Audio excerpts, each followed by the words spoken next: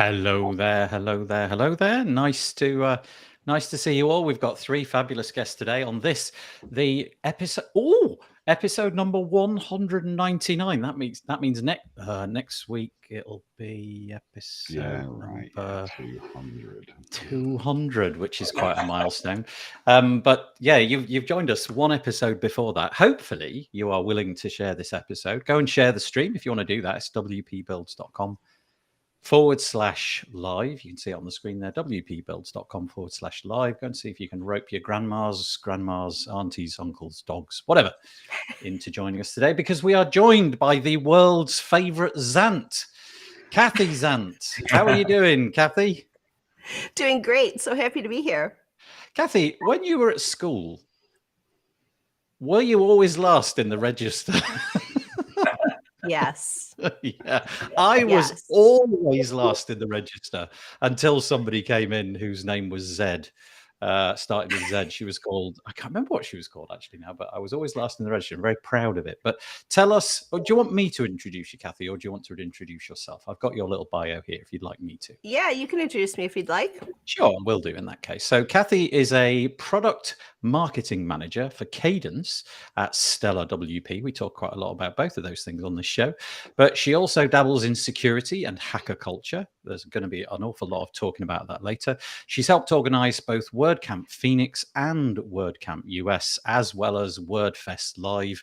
And you say it was in a minor role, but you can tell us about that a little bit later as well. But thank you for joining us on the show today. So that's our favorite Zant. Now we're on to our favorite Palmer, Arnold, Andrew Palmer. Your Twitter handle's Arnie Palmer, isn't it? Arnie Palmer, yeah, because I play golf, you see, and exactly. My friends at golf courses call me Arnie. Exactly. Shall I introduce you, or do you want me to? You can, yeah. It's a bit of a long one, I think. But so this is Andrew. He's the co-founder of Bertha AI. Maybe we can get some of that goodness in today as well, which is an awesome AI copywriting solution for WordPress. He owns and operates WPPluginsPlus.com, a service which offers over 23 WordPress press plugins and extensions to over 150,000 current users, and builds out websites and digital solutions. He loves to innovate, invest and spend time with the WordPress community, and appear on various podcasts, banging the WordPress drum. Nice to have you with us, Andrew. How are you doing? Where are you at the minute? I moved house. I live in Chesham in Buckinghamshire now. I moved just up the road from Woburn Green. So I moved on the 1st of February. So I've been here a month and a bit. So you're no longer in the what looked like the garden shed. It was a garden shed. It was a log cabin. Yeah, very grand. Yeah, I like it. I like the upsell. Yeah, so I've moved, and hopefully the sound is okay because I put some black padding on the wall. You can see that. It sounds fine. I've got. Who's that? Who is that picture with the 80s hairdo? Pat Sharp. You? Oh, it's my mate Pat Sharp. Do you actually know Pat Sharp? I know him. Yeah. Unfortunately, I do. He's one of my best mates. I can't. Well, he is my best mate. I can't even help it. But it's I'm not even. Kathy's sure going. Who's Pat Sharp? I'm not sure that his hair is better than mine. I can't admire his hair. Yeah. I can't show you what he's written in the sign because he's that much of a mate. Probably dedicated to you. So it's a real step up in every way. We're no longer in the garden shed, and we've got Pat Sharp on the screen, and the world's favorite Westguard. It's Mark Westguard. I think I'm going to use that each week. It seems like a bit of a thing. Mark is the founder of WS Form, which is a fabulous WordPress plugin form builder. You should go and check it out, WS Form. He creates professional, mobile-friendly, accessible forms with that, including contact forms, using a unique no-code development environment. Really, honestly, if you haven't checked it out, go and check it out. You'll be very surprised by what is possible. How are you doing, Mark? You're not. You could be in a garden shed. You could be in a sauna. Where are you? I could be. I've got a fake background. Oh, so I see. Okay. Yeah, which unfortunately the mug I bought. Can I just say the words mug? I bought the wrong colour because it doesn't work very well with green screen. But... that's so good. Oh, I really appreciate that. Thank you very much. The donations, the proceeds to that go to Big Orange Heart. So buy more mugs. Yeah. You can I get didn't that. know that. I'm going to buy one now. Yeah. It's store.wpbuilds.com. Oh, awesome. I should talk about that more. You should. Store.wpbuilds.com. It's just, what's that company that do the shipping of? Anyway, it's them basically. Scientific or something. It came pretty quick. Yeah. And, Well, and you can also buy Nathan a beer on his website as well, which you should do. Yeah. yes. Well, I'm not going to mention that. I'm strictly on the. You did, thank you. I'm strictly on the Abbott Ale, aka water. Yes, not time for beer just yet. But thank you, all three of you, for joining us. Just to say, if you would like to make any comments, please do so. It's fairly straightforward, depending on where you are. There's really two places which we tend to put this out, which get the most traction. wpbuilds.com/live. If you go there, then you'll be using Google because it's YouTube. So you'll need to be logged into some sort of Google account if you want to comment there, and we'll see all the comments over here.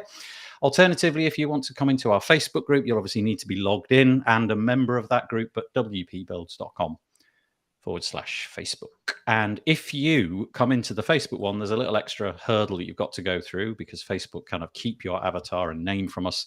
So you've got to go to that URL, chat.restream.io/FB. And that way we'll see who you are. Let's see. Are there any comments in the chat? Oh, there are. That's nice. Hello, Rob. Rob Cairns, all the way from the US. Good morning. Some of my fave people. Hi, Andrew, Kathy, Nathan, and Mark. That's very nice. Lacey. I'm going to stop calling him a traitor. I think that joke's had its time. No, it hasn't. No, it hasn't. Traitor. Lacey. Pat Sharp. That's great. That's going to be the new meme of this show, isn't it? You're catching up, Nathan. I can't think what that would be. Hello from Maya. That's really nice. Oh, good. Rob said it for us. Hello, Paul, the traitor. Kathy, your hair is fine, says Rob. That's nice. Nobody ever says that about me. Just before we started the show, check it out. I'm just going to take my headphones off for a moment. Look, there is literally no difference between my hair and the wall behind me. Look. Completely totally blended white. Okay, what else have we got? We've got Spencer Foreman, my favorite show for a Monday morning. What a crew. That's very nice indeed. Thank you very much. Courtney Robertson saying, I hope you've all gotten some sleep after WordFest, which was on Friday. And then Leia WP, hello. I had no idea Mark was from the UK. Sweet Lord. I indeed miss you, Ben. There we go. Maybe there's some story. No, I've worked with Ben for years. Years and years. We had Ben on the show. I love Ben's caustic humor. I don't know if that's the right word, but thank you for joining us, Ben. I really appreciate that. Nice little West Country accent. No need to paint walls anymore. That's right. Okay, let's get on with the WordPressy stuff. So we tend to chat about WordPress stuff. We've got a lot of kind of non-WordPressy stuff. I really don't think we could get through an episode with what's going on in the world without talking about WordPress's response to that. So we'll do a little bit of that as well. But to begin with, we'll stay with the WordPressy stuff. So hopefully some of this is of use to you on the WordPress side of things. First thing that I want to mention, and I don't know if you three have anything to say about this, I'm literally going to mention it, is that the full site editing, the call for testing, the program that Anne McCarthy runs. So it's FSE program testing call. This is number 12. It's called Hyperheaders. If you go to make.wordpress.org, and I'll leave the link in the show notes, but you might be able to, you can see it on the screen, but it's probably a little bit too long, but just Google the headline that you can see, FSE program testing call #12. Anne is looking for people to out essentially what can be done with full site editing. There's a set of instructions. You basically got to have a block theme. You've got to enable all the bits and pieces that go with full site editing. And then it says the testing instructions are as follows, and I'm just going to quote, these instructions are intentionally more general to help you make to make the header you create your own, to find more points of friction, and in case you're using different block theme. At a high level, you should explore a few things with this test. If the steps don't align with what you see, either switch to the 2022 theme for ease of use if you aren't already using it. And then basically there's a set of 5 or 6 different steps, 8 in this case it is, little instructions that she wants you to go through and report back. Essentially, it's putting items in the menu, but the menu is left wide open. You can do that how you like, but I think she wants 4 pages putting in there, and you can style it how you like and do what you like with it. and then give some feedback. What broke, what froze, what caused a crash, what worked well, and so on. So I don't know if any of you have got anything to add to that. I'm guessing not, but just interrupt me. Go, Andrew. Yeah. What surprises me of all the millions of websites that are built on WordPress. Andrew, can I just say, I mean, that you turned into a tree. You've literally turned into a tree. I don't know what's going on there. Let me just, I think we ought to emphasize this point. Let's just put you on the screen. Hold on. It's my camera. Yeah, your camera's frozen. It says Lumina. Oh, well, never mind. You feel free to talk. It's fine. And then when your camera catches up, we'll be able to see you as well. There's only 35 subscribers to that blog. I know. So we've got 35 people that are willing to test all of these things on make.wordpress.com. And there's millions of people, literally millions of users of WordPress. So, I think it's maybe they need to make that subscribe to that blog, because I thought I'd subscribed already to make.wordpress, but maybe the FSE blog is a separate one. You have to subscribe to each one. I just find that a bit weird.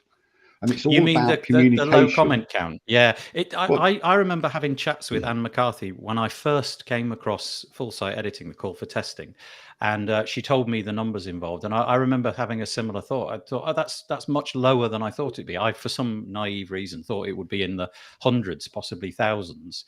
And so they're always on the lookout for ways to get people involved, and largely that's why I'm mentioning it. It's just so that we can get that hopefully swell that little number. I did actually have a chat with Anne late last week, and hopefully, all things being equal, I'm going to do a live video with her in order to demonstrate what it is that she's trying to do. So do something a little bit like this, maybe in like 2 or 3 weeks' time, because I think she's got some holiday time booked, and just show on the screen what it is that she wants. Because it's maybe one of the things which is the impediment is that I know it's not a lot, right? It's not a great big long blog post, but it's harder to follow than a YouTube video would be, I imagine. So hopefully, fingers crossed, we'll manage to pull that out of the bag. Well, I'm thinking about people getting notifications about that blog post, and there's only 35 people that are subscribed to that particular blog. Yeah. You look on the sidebar, maybe that needs to be highlighted a bit more. If you want to help us, join in. All that kind of stuff. A bit of marketing, maybe. Let me pop that onto the screen so that everybody can see. Because if full site editing, if you are into that and you're exploring it, obviously they really, really, really do need your feedback. It would be most welcome. So as Andrew points out, right at the fairly near the top of the article, it's like number 2 item in the sidebar is join 35 of us subscribers. There's a little email sign up list. So yeah, go for that. It's cool too, because you can see the comments of what other people have done when they've gone through these testing procedures. So there's comments on there right now of what other people are experiencing. So you can go and test out what other people are seeing and see if you see it too and add to the conversation. I thought that was cool. Yeah, it's nice. Okay. Mark, anything there, or shall I just press on? I think it's a great way of getting feedback for sure. I wonder whether, because obviously right now the full site editing comes up as beta within the latest version of WordPress. I wonder if WordPress could take advantage of in WordPress and put a little notification in the full site editor to encourage people to take part in these things. But maybe that would overwhelm them. I don't know. I don't know what the right balance is. Ben makes the point that finds that number like shockingly low. He wonders if it demonstrates a lack of faith. I don't know. My guess, Ben, more is that people just don't probably just don't even know, because you've got to be really interested in it all, as I'm sure you have been, and really seek it out. I've got make.wordpress on permanent RSS feed.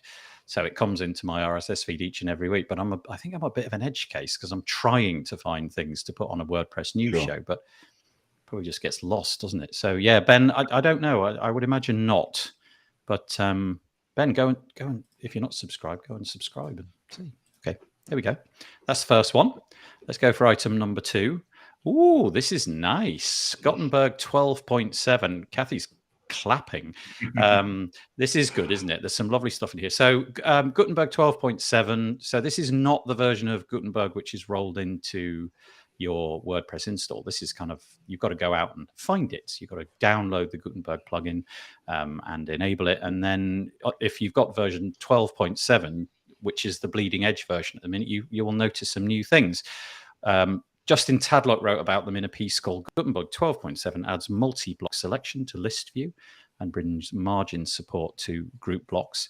This is really nice. There's a couple of very minor but very, very cool things that's been added. If you're looking at the screen, in the past, if you wanted to move a particular object, I think it's fair to say that the whole drag and drop thing is still a little bit clunky, but also the ability to just use the up and down arrows. You can usually just take one block for the ride. So you might be a paragraph that you want to move up and down.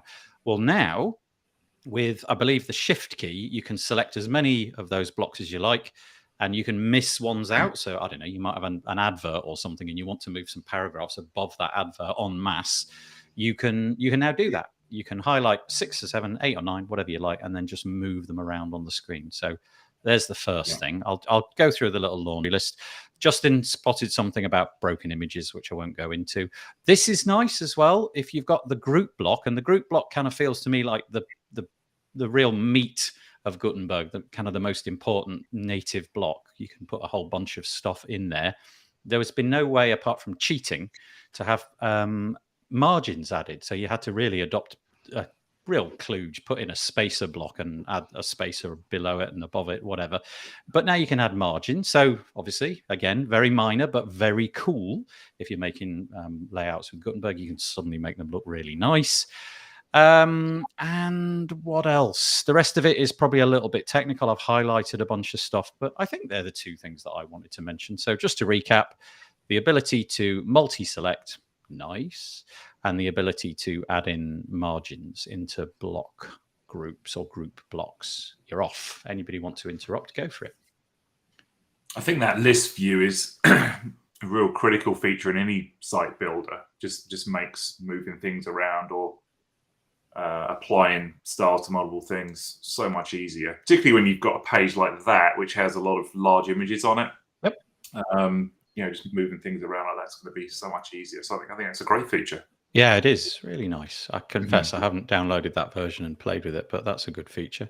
Kathy, Andy, anything? I've just called you Andy. Sorry, Andrew. I don't know if that's even allowed. Yeah. I mean, it's better than what a lot of people call me. I don't know about that.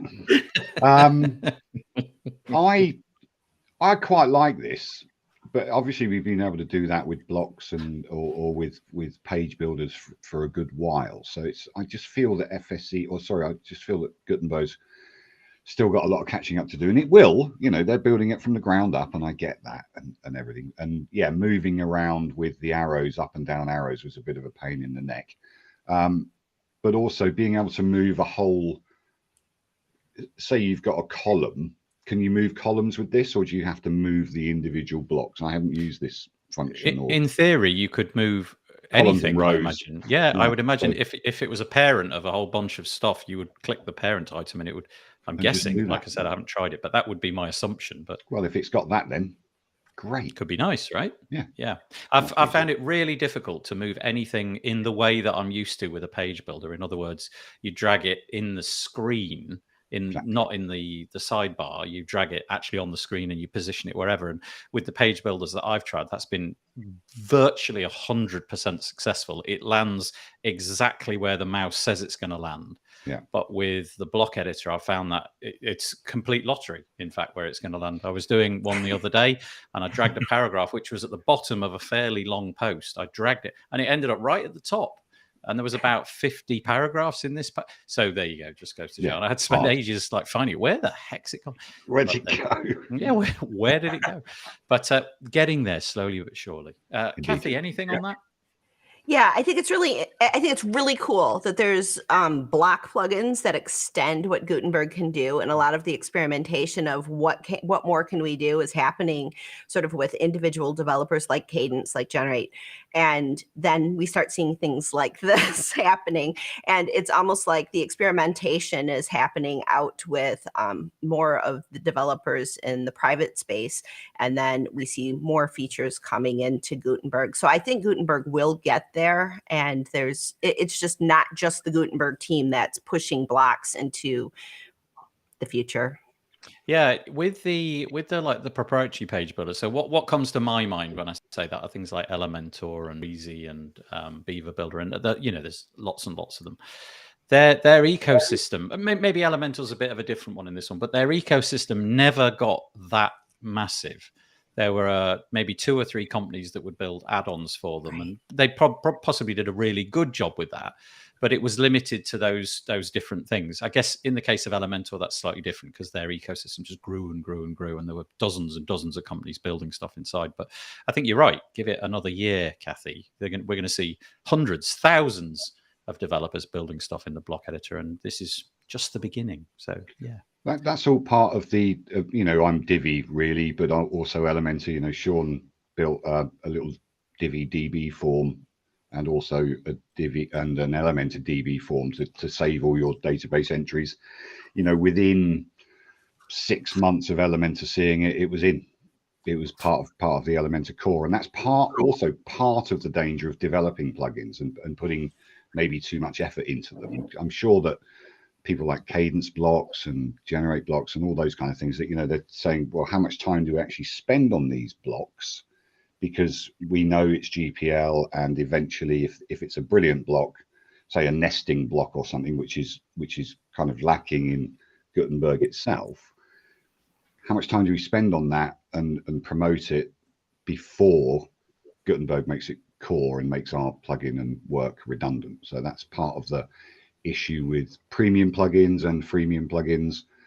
How much time do I spend developing it and investing in it before the core players are going to actually just take it into core? That's the private developers really. No, please. The private developers really have to stay on the bleeding edge because they have a financial incentive to do so. Sure. So things like at Cadence, there's constantly new blocks being developed, constantly new features. Within as an existing block, adding new ways to style things. So they have a financial incentive to keep pushing things forward, and the open source community will follow that. I think that's, follow the money, I guess. Yeah.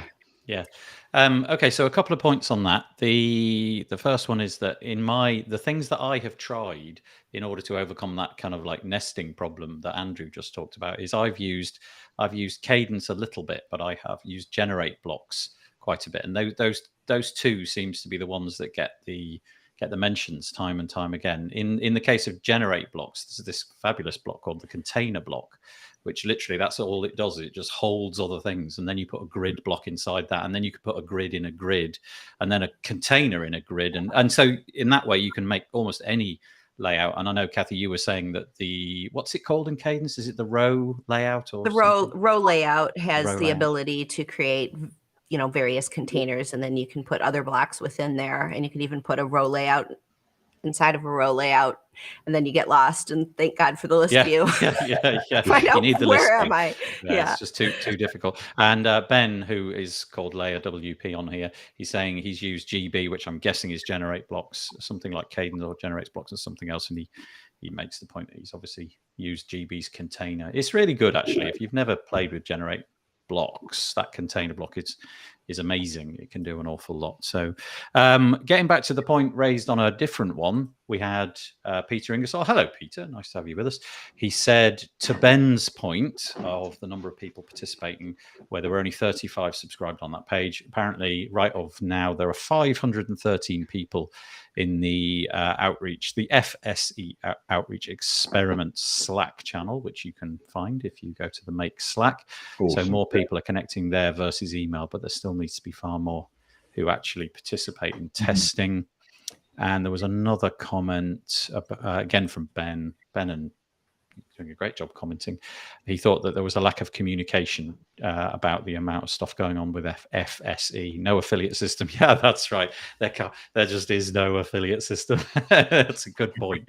Ben's got a thing about affiliate systems, haven't you, Ben? So really? Nobody would ever know. No, that's right. Yeah. He drops that bomb occasionally on his own blog post. Hello, Max. He's waving at us. Okay, let's move on. Let's move on to this one. This would be nice. I don't like to blow my own trumpet, but it's quite nice when I actually managed to produce something that's worth listening to once in a while. And this is a good one. This was Jonathan Bossinger, recorded this one for the WP Tavern podcast. And Jonathan's got a really fabulous project, which, if I'm right, I think it was Alain Schlesser. Forgive me, Alan, if I've butchered your name. I think he began the project, WP Notify, kind of run out of steam or time or whatever it was. And Jonathan contacted him and said, can I take it over, please? And apparently Alan said, yes, please do. The idea of this, and he talks about it extensively in this podcast, is he's fed up with notifications. So all of those ad type notifications that pop up, all of the notifications which tell you things which really aren't that necessary. It could be an upsell, it could be something critical.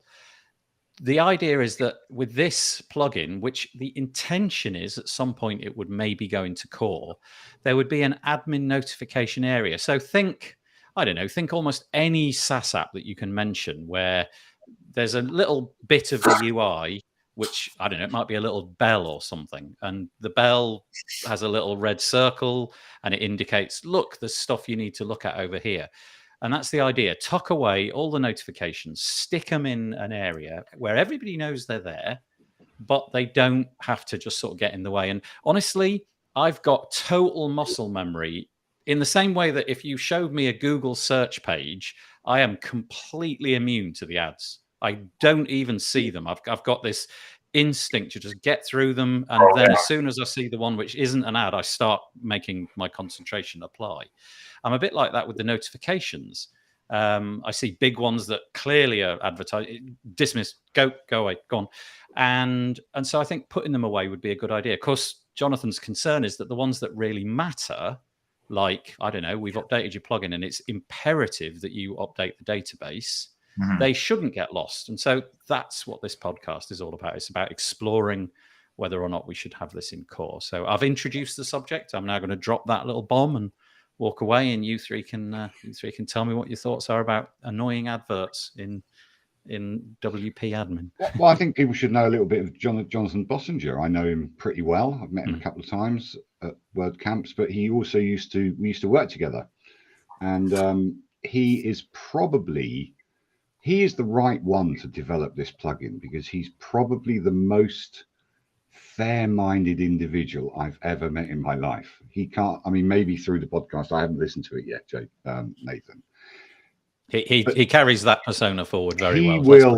He will make this as fair as possible. This will just be, it's a proper community. He's totally community driven. Great coder. I mean, he used to work for Codable and all that kind of stuff, but I think he still does, and Castos and loads of people. So yeah, he worked for Castos. He's skilled at what he does. Delicious Brains he's at now. Is he? Blimey, he moves about a bit. That's the problem with Jonathan. He's a bit fickle.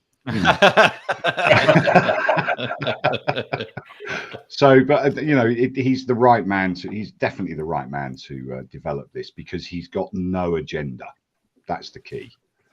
He only has an agenda to be helpful. So, I have my trusty pad and pen here, and whenever somebody says something that I think would make a good title for this podcast episode, I write it down. And Jonathan's a bit fickle is currently contender number one. That's going down. So I'm going to get a message in a minute.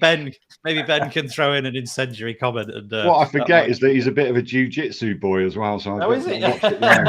When I meet him next, he might throw me on the ground. Jonathan's a bit fickle, but I think you're right. You are right. He's very fair-minded. He actually, years and years ago, it was really nice. David Walmsley and I did a podcast episode about the GPL, and it was a mess. It was a total mess. We really hadn't done the necessary. Well, that's not fair. We had done the research, but we couldn't get the words out.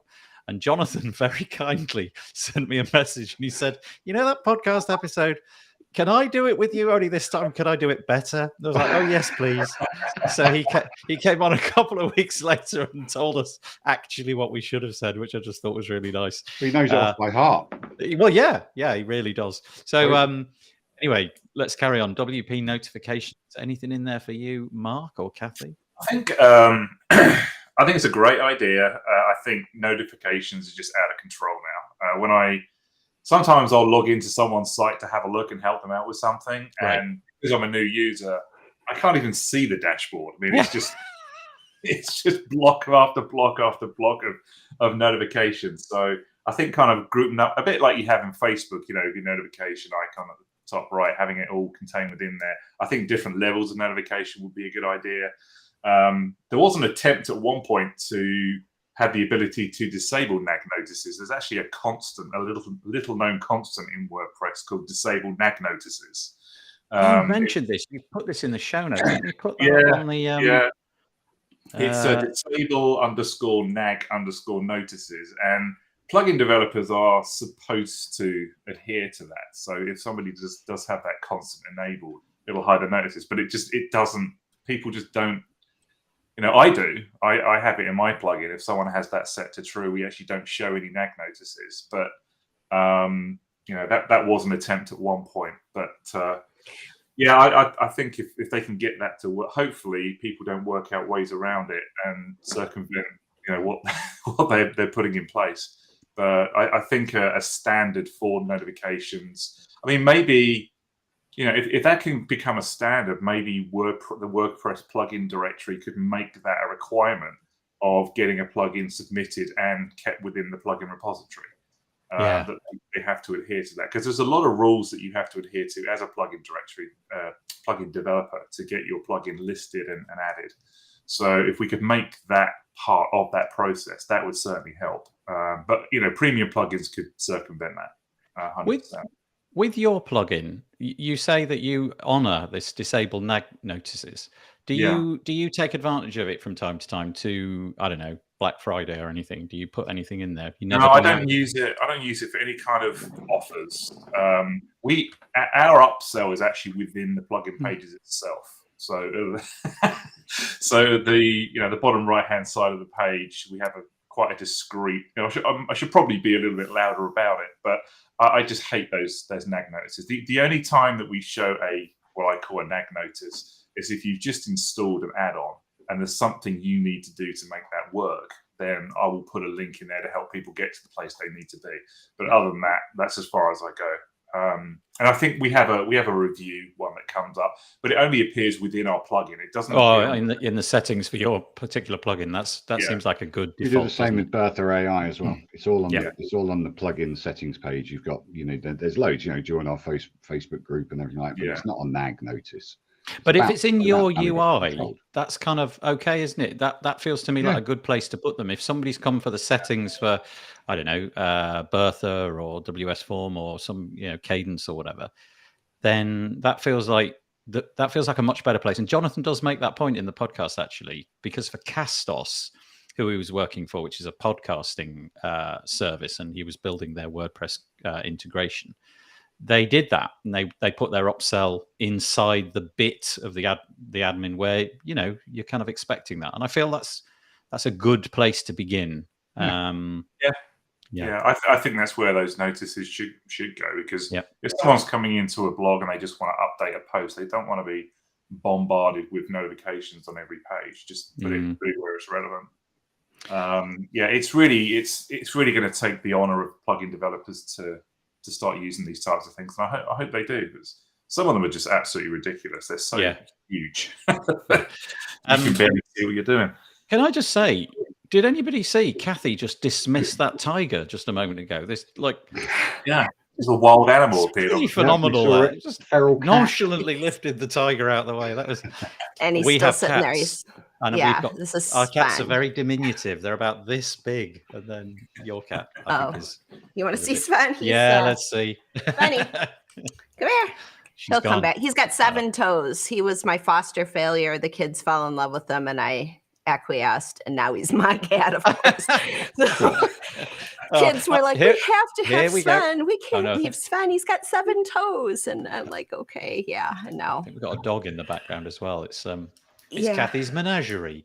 It is. Slightly. Anything on that, Kathy? Anything on the notifications? Well, in the security space, if someone misses an important alert, it could mean a massive intrusion. So there is something in the security world called alert fatigue, where which is kind of what Nathan was talking about when he goes to Google and it's like, I do not see the ads because you have ad fatigue, right?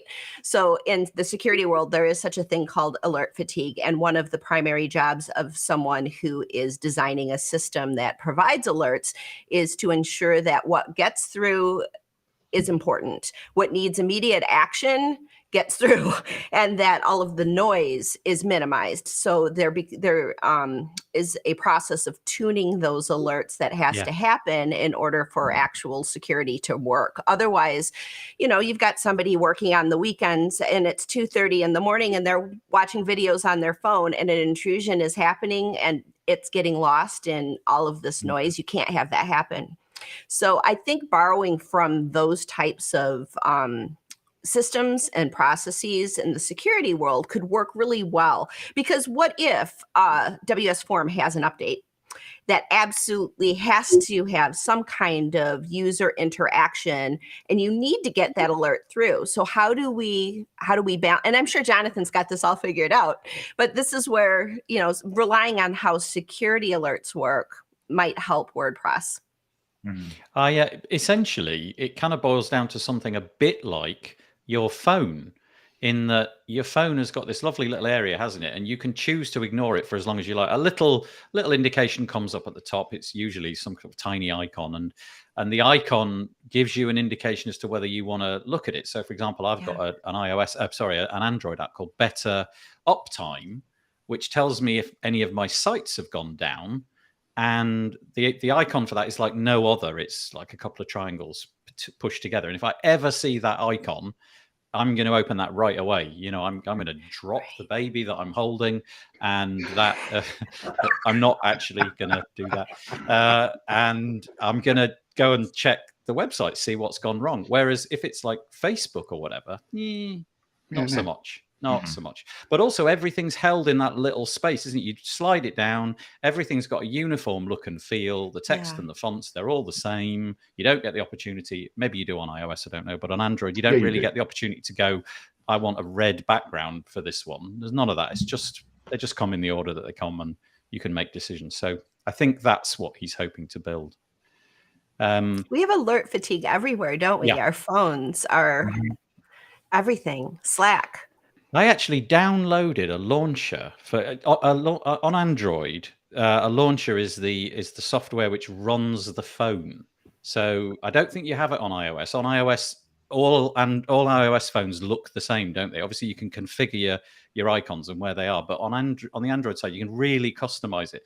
So my phone basically is now boiled down to just a selection of little words. And part of this launcher is it disables all notifications except the apps that you want to get through. So so by default, nothing gets through, and you can say, okay, allow Facebook, allow. So basically, I've allowed the things that are related to my family, and all the sort of social noise. I've kind of decided to get rid of it, and that's kind of the point, right? We don't want, as Mark said, you don't want uninformed users hopping into WordPress and thinking that they've missed out on something. Like, oh, is it important that I buy this upsell? Does that matter? No, and it's also the problem with updates as well. You know, when an update comes across the dashboard, how many times have we had clients that have updated something and they've needed to update WordPress first or whatever it is? So it is a control thing for the admin of the site or the webmaster of the site, and now more and more people are settling into, customers as well as service providers are settling into providing care plans. We have to be very strict with our customers and say, don't touch this site, because if you touch this site, you're going to hold me responsible. We're going to have to do another couple of hours work to fix it or whatever. So we will update when we update. So don't worry about things not updating, especially things like the Divi theme. You always wait a couple of weeks before you update that, or Elementor. The last Elementor update was a nuisance. WooCommerce is a nuisance when it updates. It's just crazy. These plugins are massive. They can break what you've done to them. So we need people we need these notifications sorted out, and Jonathan hopefully is the guy to do it. But he can't do it on his own. He's got so much work to do as well. I think part of his call out, doing these podcasts, because he did a little Twitter Spaces on it the other day, is that he needs help. Let's comes get out the very community clearly together and just make it. Let's make this do what we all want it to do. You know, so. You've got to imagine if 43% of the web and a lot of enterprise clients thinking about using WordPress, you don't really want that mess, do you? I know it seems like a trivial thing, but when it starts to build up and you haven't logged in for 3 weeks and suddenly you're presented with 15 things that you've got to dismiss, it doesn't look great. Last week, we mentioned this little tool. I'll just pop this on the screen. This is really cool. I'm going to give it a second mention just because we're talking about notifications again.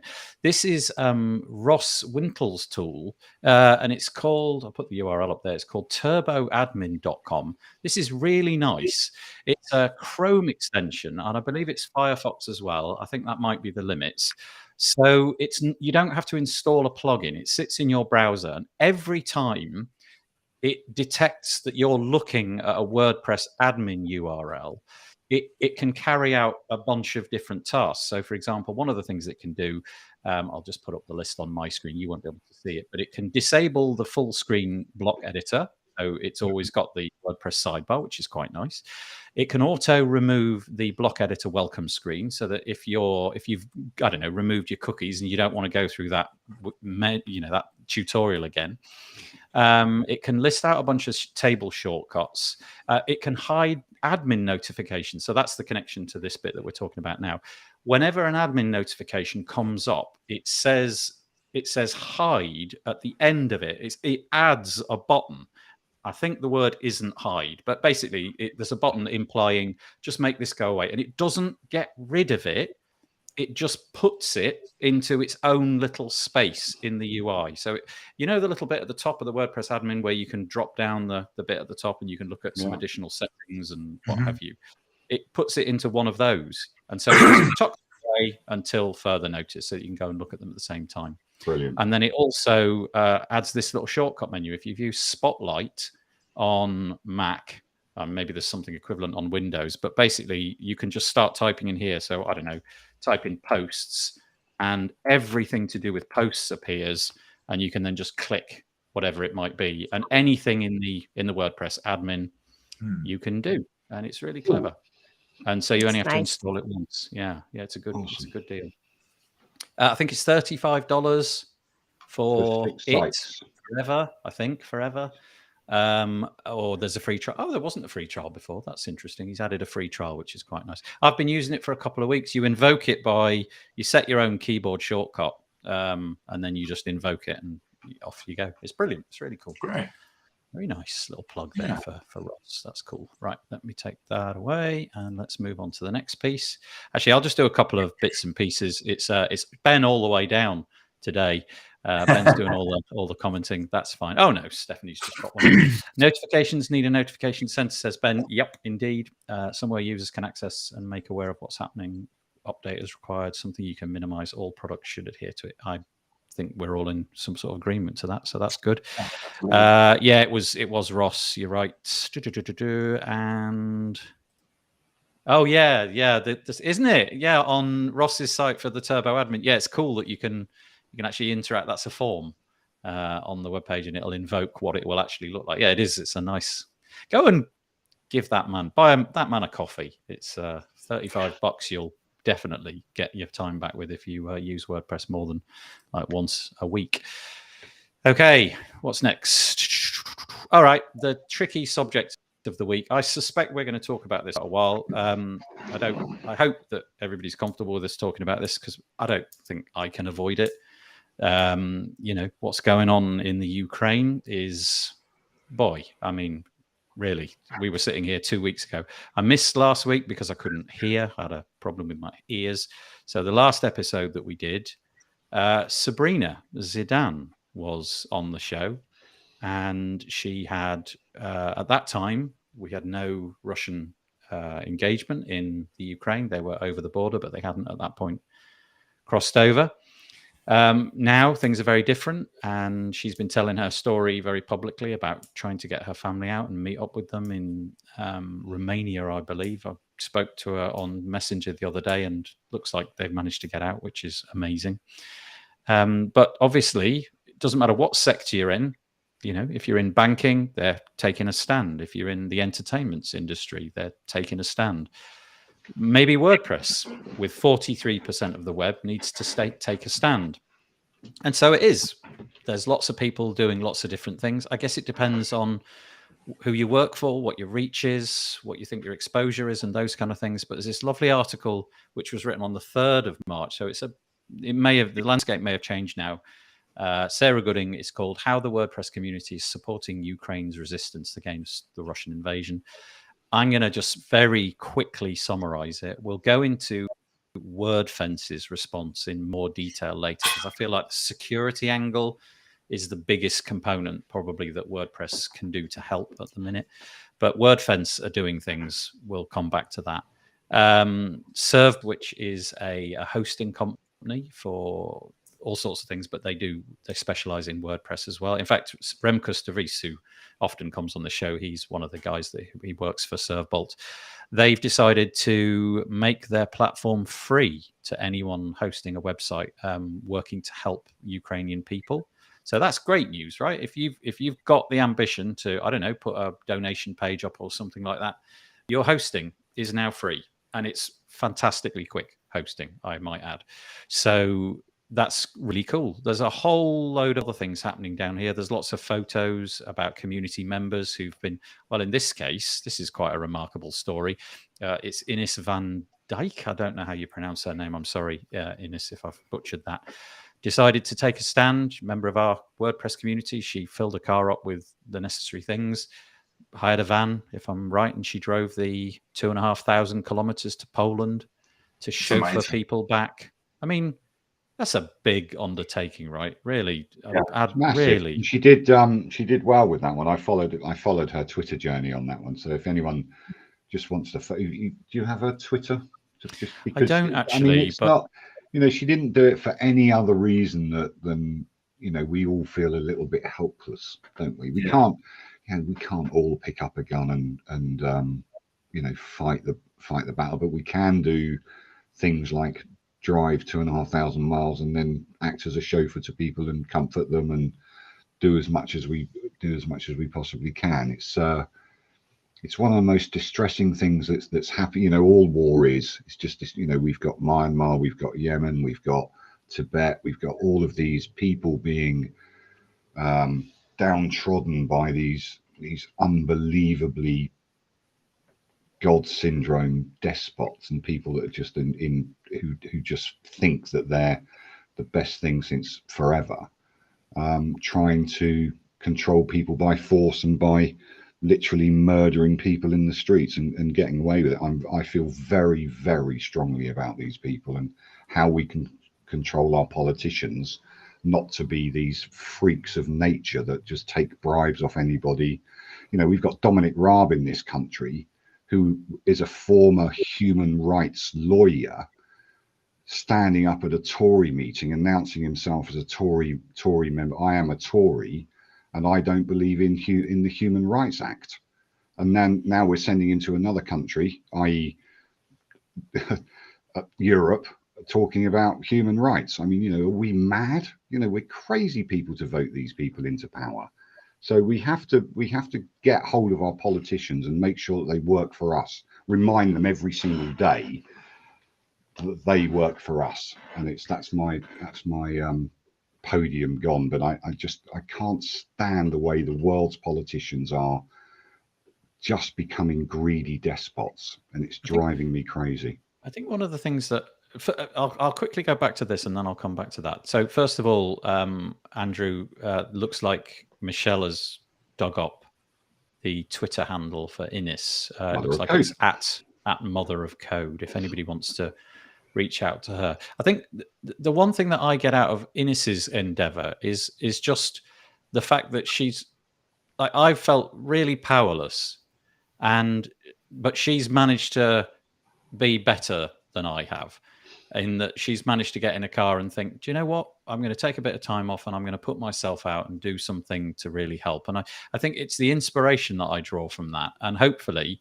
anybody else who reads this, even if it's a small thing and they decide they're going to go down and donate some clothes or a little bit of time for people who might be coming their way or providing some accommodation, whatever it is, I think Ines's little gesture, it was remarkable, but an amazing gesture, just demonstrates that we're not powerless. There's a whole load of other things down here. This is a really nice one, Croco Blocks. I didn't realize, but the CrocoBlock team of some 40 plus people, they make plugins for WordPress. I believe, Elementor. forgive me if I'm wrong, but I think it's Elementor that they mostly hook into. Mm-hmm. They're carrying on working, and the locations in Lviv and Kiev, and I can't pronounce that one, Mykolaiv. I'm sorry, again, I'm not able to do that. They've decided to sort of keep working as they can. They put a donation on their webpage, and if you feel that you want to donate, they're going to forward that donation to the Ukrainian army. Paid Memberships Pro, Jason Coleman, CEO. He's put a tutorial on how the internet businesses can find their Ukrainian customers. I actually saw nothing to do with WordPress, but I saw there seems to be this growing swell of people who were booking Airbnbs in the Ukraine with I did that. obviously with no intention. There you go. It's a great way to donate. Actually, it's a fantastic way to donate, because you know that they then can put people up and all that kind of stuff when they're getting. And there are hundreds. You've got to be careful when you donate to any charity. So, let's use our internet knowledge and just make sure that we are donating to the right causes, because there are plenty of phishing sites out there that are saying that they're Ukrainian, donate to the Ukrainian people and everything, but they're not. Really so, try and go through known sources. Yes, that's a good point. Mike Demo at Codable, he's the community development lead. They are doing daily wellness checks with their guys over there, and they're expediting payments. So I guess, if you're in the need of some work to be done, and there's the possibility that you could make it go through Codable, that might be a laudable thing to do, because it looks like Codable are going to try to make those payments happen in a judicious way. Namecheap, which is a domain registrar, took the kind of interesting step. They said that they were going to terminate all Russian customers' accounts within 6 days. They've since walked that back, and they've gone to the 22nd of March, so not much longer, but a couple of weeks. But if you are a Russian customer and you're using Namecheap, it looks like everything's about to end. That obviously got mixed reactions, because not everybody in Russia would agree, I'm sure, and people who have no interest in this war whatsoever feel like they're a little bit hard done by. GoDaddy. What an extraordinarily large amount of money. The company is donating $500,000 to humanitarian relief. They're also renewing at no extra cost. At no cost, products or services that are set to expire in the next 60 days. I don't know if that policy will get reviewed, should, God forbid, things be going on. But there's just a handful of things. You can see this article carries on a little bit more, but there's just a handful of things that members of the community, the WordPress community, are doing. Follow Andre as well at Rast. Follow him, because he's this one here. Yeah, he's giving because he's living in the center of Kyiv. So it must be so scary, guys. Incredibly scary. These idiots coming in and just invading your country. What is that about? This is remarkable. Ben, are you saying that you've reached out to their support, and their support? Sorry, I'm back to CrocoBlock, if you can't see it on the screen. The CrocoBlock team, who we now know are based in the Ukraine, they're answering questions. Is that like support-related questions? They're still sort of carrying on as normal. I have to say, I've become a bit of a victim to sort of. I think the term that I saw somebody on the BBC use is doom scrolling. This idea that essentially I just want to, this story has appalled me and fascinated me in sort of equal measure. I want to keep up with it. And I personally have found it quite hard to just get on with normal life, because I really want to know what's going on, and I want to be aware. And so I've sat at this computer, and I've definitely not been as productive as I might have been over the previous weeks. So I don't know how somebody working for the CrocoBlock team in the middle of Kiev or wherever they may be is carrying on, but I guess that's a testament. So anyway, there's that piece. We'll come to some more pieces in a moment. I'll go, Kathy. I don't know if you've got anything you want to add here. No, I feel for everyone who's involved in. I feel very bad for the Ukrainian people, but I also feel bad for the Russian people, and I feel bad that they get punished for something their government's doing, and it's just so sad all the way around. I can't watch the news at all. I can't watch it. It's too overwhelming. But as someone who works in marketing, I have to stay aware of what my constituents that I'm communicating with, what they're feeling too. So it's a very difficult balance, that I think all of us who are, speaking with people in the community who are going through a lot, or even if somebody's not in Ukraine, someone who's paying attention to it can be very well, emotionally affected by it all. So it just requires a lot of sensitivity right now. And I'm seeing a lot of that in the WordPress community, that, everybody is being very sensitive to the fact that we as a culture worldwide are going through a lot right now. I guess as somebody in marketing, we've seen companies in ways that I honestly wouldn't have imagined. We've seen companies in the recent, last 10 days, kind of falling over themselves to distance themselves, to close down operations in Russia. And I suppose from a marketing point of view, that is something that every company needs to be really aware of.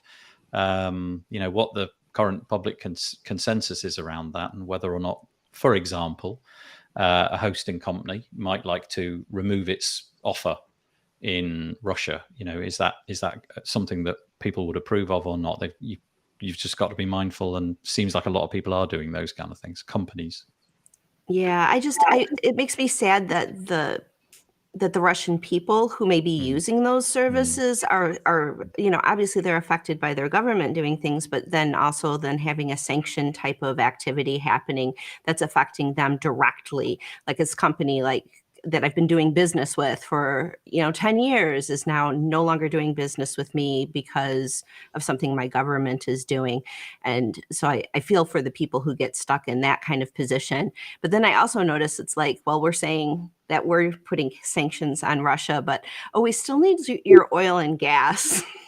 And so there's this whole thing. It's like sanctions, but don't make it hard for us. We still want your oil and gas. So it's just a very sticky situation. It shouldn't be happening in the first place. Obviously, we have so many things politically in place for diplomacy to come first rather than military action. And why aren't we using more of those? It's really interesting because, sorry, Mark, were you going to say something? No, go ahead. Okay, I'll be very brief. I was just going to say, we are in a pretty unique space, though, in that the information space has been dominated over the last, 10 years or so by large social networks, and everybody seems to have thrown their lot in with those large social networks. And it would appear, for example, in Russia, the news that I'm getting anyway is that there seems to be some clamping down on those, the ability to access, I don't know, Instagram or TikTok or whatever it may be, whether that's coming from the government or whether it's the platform deciding to shut off the fire hose to that particular country. And so if you bundle in something like a free bit of hosting, so ServeBolt was mentioned, and obviously GoDaddy was mentioned just then, and you have a WordPress website, you've suddenly, potentially, you've made it, you've kind of removed the ability to be silenced, and you can put out your own content and show your own version of the truth and put your photos up there, and you're not subject to the vagaries of the government. Well, clearly that's not quite true, but you may be less susceptible, and it may be that even if you're just trying to post to your own family, that might be a useful thing. Anyway, my point being, WordPress is a remarkable tool. It enables people to create their own content freely without restriction. And so we are in a good place. We can offer things that potentially nobody else can. Right. Sorry, Mark, that was longer than I meant. Oh, yeah, no problem. I mean, I don't know where to start with this. It's the misinformation that people in Russia are receiving is just, it's kind of a side effect of the information age that you're talking about. It's great that we can get information out there quickly, but it can be controlled by governments pretty easily. They're blocking out what they don't want people to hear. They're encouraging people to tune into their misinformation.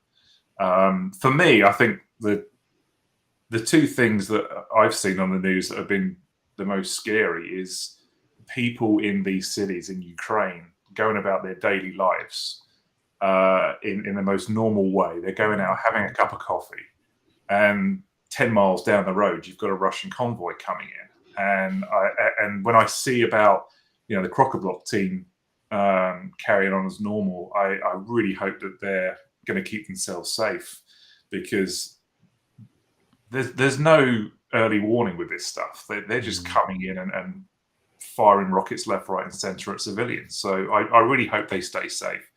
And for me, the refugee situation is probably the most heart-wrenching to see on the news, when you see a family coming across the border, dropping their children off and their wife, and then going back into the country. I was amazed yesterday when I forget which news channel I was watching, but just seeing the cars coming across the border, dropping people off. I didn't realise those cars were then turning around and going back in the country to pick up more people. Even if they weren't family members, they're just going back in and trying to get as many people out as possible. So, yeah, it's inevitable that these cities are gonna fall to this absolute madness. I hope that they can defend themselves as much as they possibly can, and I hope that the people there do whatever they can to stay safe. It's just a wretched situation. It really is. I feel like we're in a community that potentially has an ability to, I don't mean affect the outcome. I don't think that, but I mean maybe affect the possibility of people getting information out there and things like that. So if you can, if this conversation has inspired anybody to just do something a bit curious and a bit different, and figure out some way that you could help. It doesn't have to be driving thousands of miles. It could be, I don't know, paying for somebody's hosting or taking over somebody's website or whatever it may be. Well, maybe there's something in that. I just need to say one more thing. If you're in the UK, inundate every single MP and ask them why we've only allowed 50 Ukrainians to come into our country.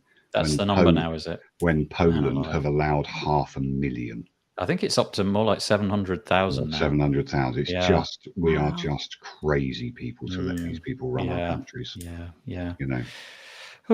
Yep. Okay. So contact your MP or member of Congress or whatever it may be, depending on where you live. And Robert Cairns has done a comment, if you can see that, Nathan. That's quite valid. That one? Yeah, I put that one on the screen a minute ago. Oh, so did you? I missed it. Sorry. No, it's okay. About how we post. Yeah, I guess any platform can be used for ill or good. And I guess that comes with the nature of open source. Let's hope that the good outweighs the bad. And well, you've got your Ukrainian colors in solidarity with the blue and the yellow. I noticed. This is the colors. This has always been the colors, and it's just a remarkable coincidence. I kind of felt that I didn't need to do that whole changing the color thing for the first time. You've always been about freedom. You've always been about, that's right. No, just pure coincidence. If anybody is watching for the first time, it's not that's just the colors that we've got. Okay, so let's move on and talk about some more specific things, because they were really interesting to hear about. Lots of endeavors in the community and so on, but a few more concrete bits, maybe some stuff which you didn't know. Firstly, WordFence. Kathy, I don't know how long ago Kathy used to work for WordFence. It was a few years, I'm going to say. Yeah, I made the switch last year. So. Oh, is it last year? Okay, yeah. So anyway, WordFence, a company that Kathy's very familiar with, they put a post out. They're obviously the security side of things and preventing websites being taken down is probably a really key component.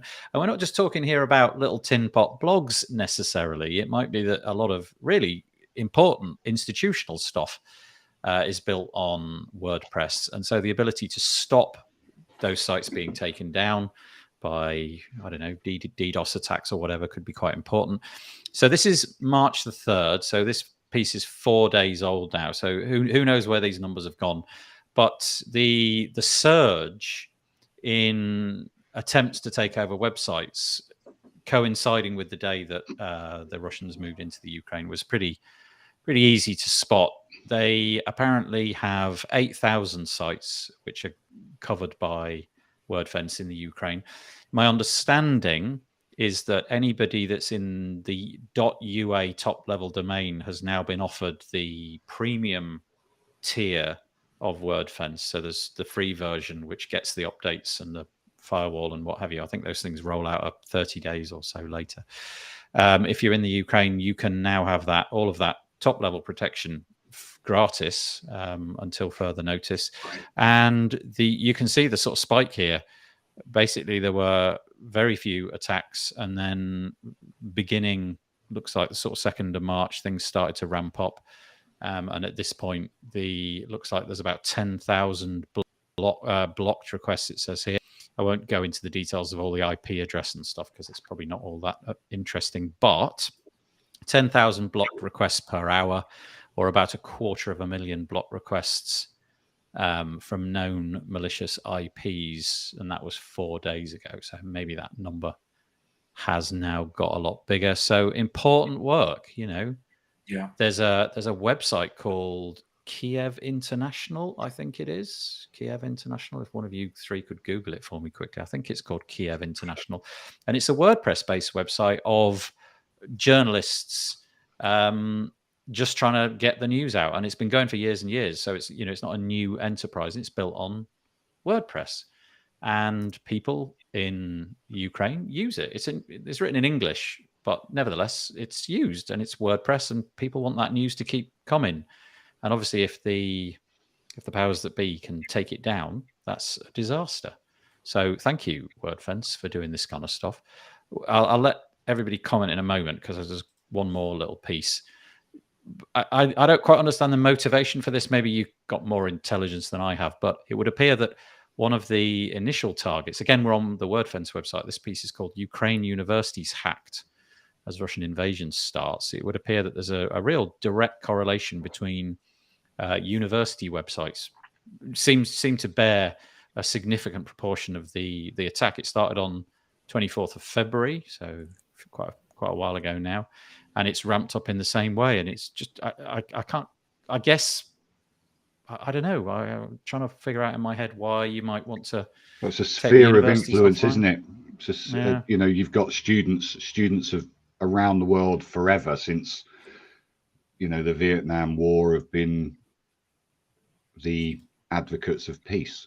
So you're going to hit the universities and take down their ability to get any information, I suppose, or get any truthful information. That's a really good point. Maybe that demographic is more likely to be willing to, that's a good point. Anyway, the point being, on the website, it ramped up, and just, it's a curious story about where it ramped up from, because it looks like it was ramping up from somewhere in Brazil, which then got routed via, I'm going to say Sweden or Finland. It's one of those two. I can't remember.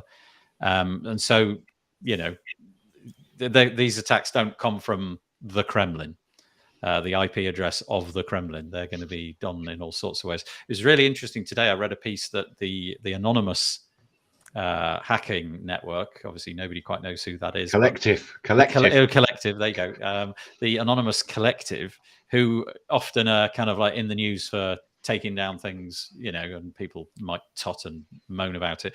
Seems like they found their mojo, because now it looks like they're taking out some of the big things in Moscow. And whilst, you know, nobody really approves of hacking, maybe there's some part of us which is not quite so annoyed when it succeeds in that way. I've got to be careful with my words there, haven't I? As we go offline. Okay, so applauds to WordFence for doing that. I'm sure that all the other platforms are doing similar things. I did see a WebArcs, sorry, I shouldn't use that word anymore, patch stack piece saying something similar. This one just came to hand, so I'm sure the story is true elsewhere. So on the security piece, anybody want to add anything to that? Yeah, always loudmouth, you know. Go for it. What did concern me, where they say we've also effectively immediately blocked Russian government websites from using WordFence. That's a bit concerning. Only because, you explain that, because we talked this through before the show began, and you were able to elucidate that. That shows that they've got the ability to just turn you off no matter what, you know, whether you agree with it or not, whether you're a paid up member, whether you've got a pro account, you're not going to get your updates from their servers. You're not going to have your firewall is down, basically, if you're just using WordFence for your firewall. Hopefully you're not. You're using a server, WAF or whatever. But it's just slight concern that a plugin has so much power over the security of a website. That's my concern. It doesn't matter that I might agree with them doing this to particular websites, but it just concerns me that they have the power to do that. Yes, I understand. What's it called when you infiltrate? So let's say, for example, if Microsoft were to get infiltrated, and then they distribute their patches to all the Microsoft computer, and those patches, which they believe to be updates, they then infect all the other computers. There's a name for that kind of attack, and I've forgotten what it is. Anyway, yes, you can imagine the horror. Imagine the scenario where one of these security companies, in fact, was responsible for shipping something horrible, and it was the conduit. Well, we had it with VirusDie because they're Russian. You know, that sort of thing. People don't want to use VirusDie now because they're Russian. And also, you know, when Updraft Plus had that virus and WordPress did an automatic update, what it means as a WordPress website owner is that you don't actually own your website, because even though they've done it in the best possible taste, they have, or the best possible reasons, little English joke there, best possible taste, you know, whatever. But the it still shows, it just, Kenny Everett, it just shows that we don't have control of our websites either. So, you know, we've got to, I'm getting a little bit conspiracy theory here, but I don't want, and I'm not that way inclined, but it just smacks of, ouch, you know. I know what you mean. People say about Wix and Shopify and all those kind of stuff, you don't control your website. Well, you know, this is proof we don't actually control our website either. Did you hear the story about Wix earlier in the week? I think it might have, sorry, last week. I think it may have been like Wednesday or something. It turns out that a huge amount of the workforce for Wix are based in the Ukraine, and in a remarkable display of solidarity, they got them. Forgive me if my facts are wrong, but memory tells me that they got them all out. They managed to somehow get them all on the planes and ferry them to wherever they needed to go, and just that is quite a thing to do, you know, get that entire workforce out of there in that way. Yeah, that's amazing. And I've now forgotten what I was going to say about Andrew's bit. Don't worry. I think to Andrew's point, any system that has a cloud-based component to it that you don't have control over, it's the same situation. But it's, you know, at the end of the day, it comes down to trust, and I think WordFence are definitely demonstrating that they're doing the right thing. Yeah. I think the important thing with these attacks is the thing I like about WordFence is they're not just blocking Russia. They are blocking specific IPs that are known to be attacking websites. And I think that's important. You know, when it comes to hacking, most people aren't going to hack directly from a Russian IP address. They're going to go via something else. And the fact that WordFence has the capability to block any IP and not just do it by country is great. So I think any level of protection you can add to your website, such as using WordFence, is awesome. I also use a lot of front-end stuff like Cloudflare, for example, where you can block IPs and block by country. Anything like that can be helpful. But these hackers know their way around things. When I see, I mean, I do hosting. I host a ton of client websites.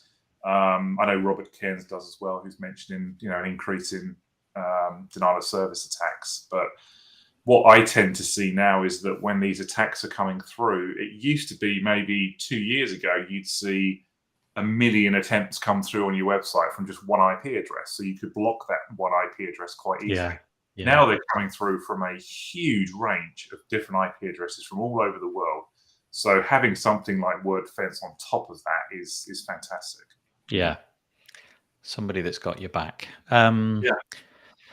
Yeah, so thank you to WordFence for doing that. That's amazing. And all the others that I didn't mention, whatever your endeavor is. But I think the takeaway from this is that we're not powerless. There are things that we can do in our industry which do put us in a position of some responsibilities, the word I'm going to use. Another website to check out is this one. It's called uacyberhelp.com. This list came up, it cropped up the other day, and it says on the screen, it says IT and cybersecurity assistance for those affected by the war in the Ukraine.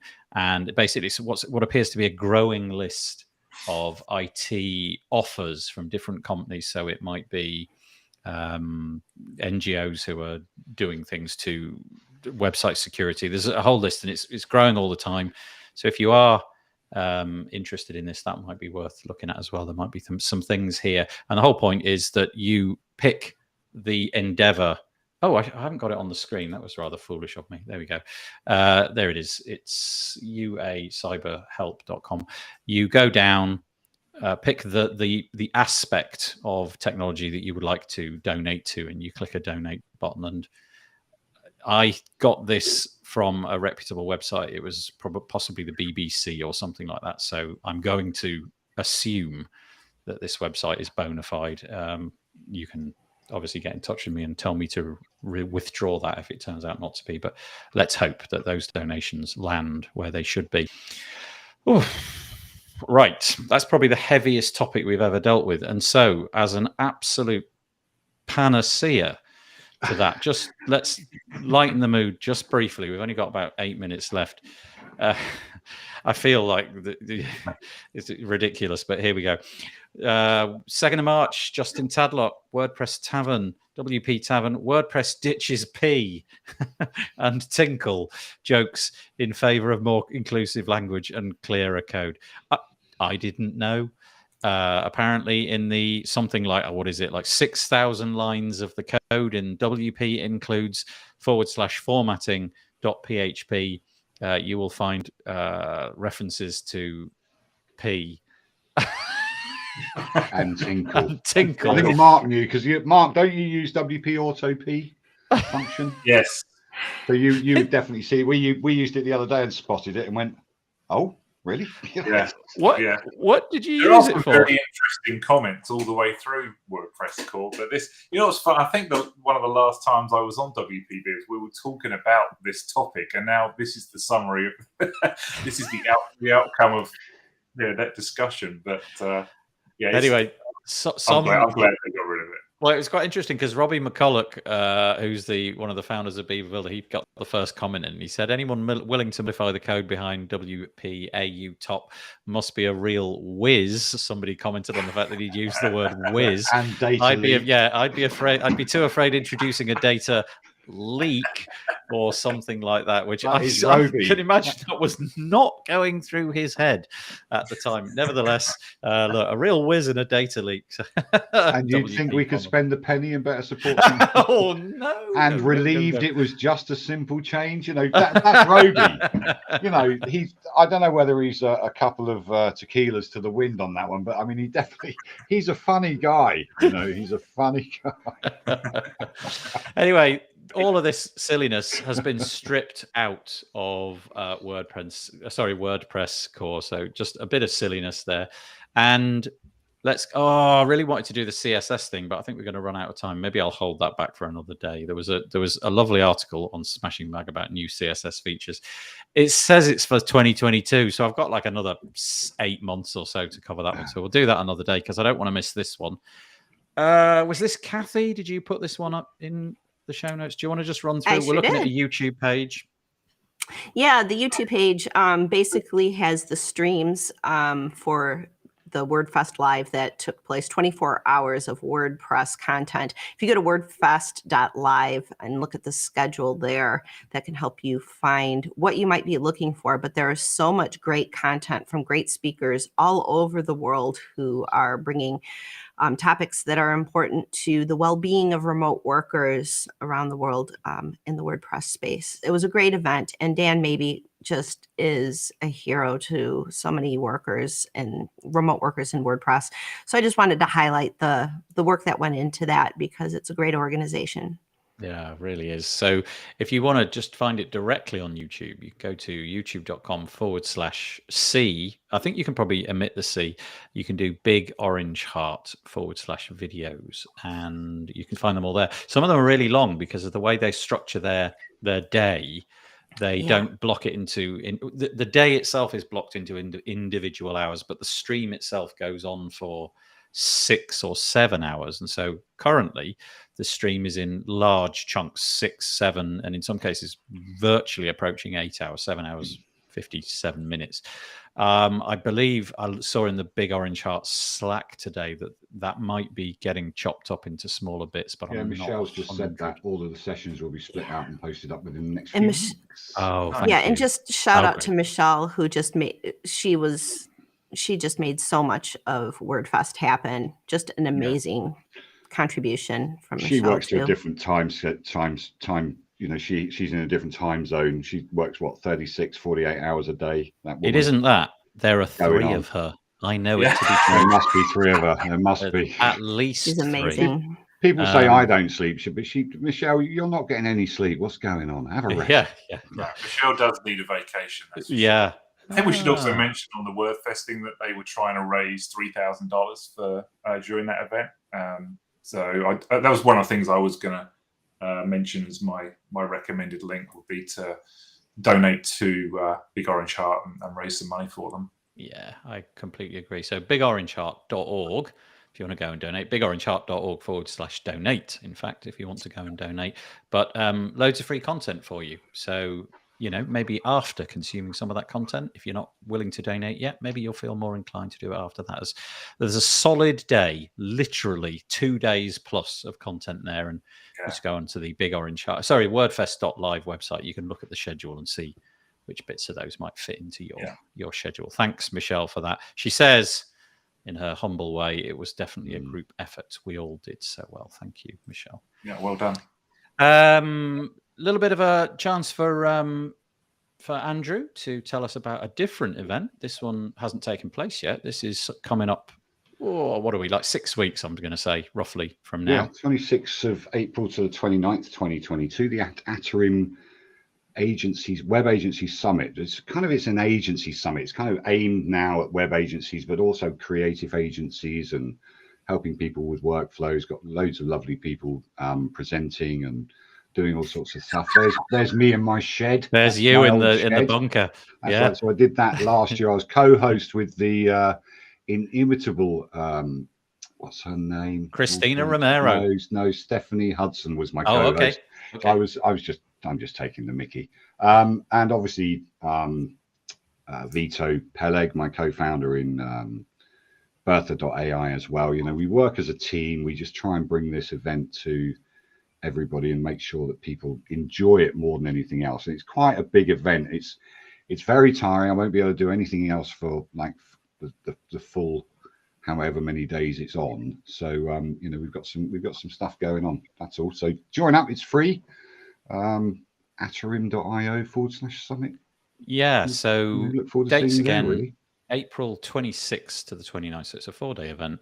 Atarim, atarim.io/summit. There's an email sign up form right at the top of the page where you can get yourself onto their email list so that you can be notified about what's going on. Thank you. Okay, so right, this is definitely going to cheer you up. Okay. Now, if I can get this to play, this is pure genius, right? This is some Australian fella. I can't remember his name. I'm getting this off YouTube, but it was on the BBC website. Oh, it is on the BBC website. I thought it was on YouTube. He, a few years ago, I guess he lives near the coast. He decided he would just plunge his GoPro into the sea because he goes out collecting nets or something like that. He's a fisherman in some way or something like that.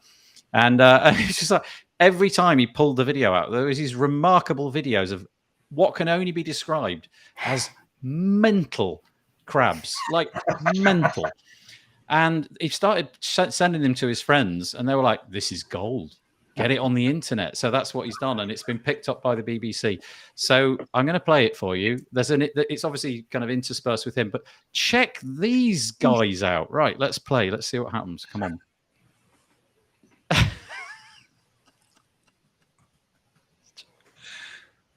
it's just non-stop. It never ends. Just So I'll attacking just the slide past that. They just literally, it's like full on. Imagine living down there all day, every day, and they attack anything that comes by. That's So a I've got them shock. in my ears, so I'm finding that very hard to watch, to be honest, because I'm trying to listen to you guys at the same time. Anyway, go and check it out. The thing you want to the thing you want to look for is Crab Cam, the underwater crab video captivating Australia. It's blooming excellent. It's 2 minutes of your life you're never going to get back, but I guarantee that you might giggle. That's as good as it gets. Right, I've overrun by 1 minute. I'm very sorry about that. Well, you were late anyway. So, I was late anyway, so that's all right. Yeah, sorry. Yeah. That's it. Episode 199 over. Just before we end, a couple of things. If anybody wants to share something different, like what they're doing this week, I'm just going to be creating podcasts, which is what I always do. And we're thinking about kicking off the Page Builder Summit and reaching out to speakers and sponsors and all of that kind of thing. So that's going to be my enterprise for this week. What about you, Kathy? Oh, iThemes is doing Disaster Week. That's starting tomorrow. So I'm teaching 2 hours of security. First of all, the worst hacks I've ever seen. Don't get to see those quite as much anymore. And also talking about incident response. So incident response planning for when a hack happens, not if. So that's happening tomorrow. And you can find that on iThemes site somewhere. Thank you so much. Thanks, Kathy. And Andrew, what's happening? I've just got a few updates for Bertha, a couple of JVs going out there, and also I've just booked my flight to cloudfest.com. So I'm going to Germany at the end of this month. I don't know. Lucky man. And you get to hang out with Pat Sharp all day as well. It couldn't be better. He calls me every morning and night. Yeah, but he does. That good. Does he ask you about how does my hair look today? Has it changed? It's a little bit and Mark, what's going on this week? Translating WS Form into other languages and sorting out my tickets to Porto for WordCamp EU. Awesome. Yeah, we're going to be sponsoring that, so we'll have a little booth there in case anybody wants to come and see us, and looking forward to it. Oh, nice. Oh, do you know, I just keep hovering over the button and never quite manage to do it. I know. I'll try harder at hovering over the button. Yeah. Anyway, thank you so much. Would you mind this one little conceit? If you don't mind just waving, that would be really nice. All of us at the same time, and then I can use White that. hands. Kathy. Oh, Kathy's frozen. Oh no. No, she's back. There we go. There was a brief moment where we got all four of us. I'm gonna. So this episode is either going to be called "Jonathan's a bit fickle" or Kathy's frozen. We'll have to see. But I'm going to end the show. Thank you so much. And what? Sorry. Andrew's a tree. Oh, and okay, I've got that one as well. Anyway, we can do that after the show's ended. Thank you so much for you three being here, and thank you to anybody who joined us, especially those that made a comment. I really appreciate it. Have a good week. Take it easy.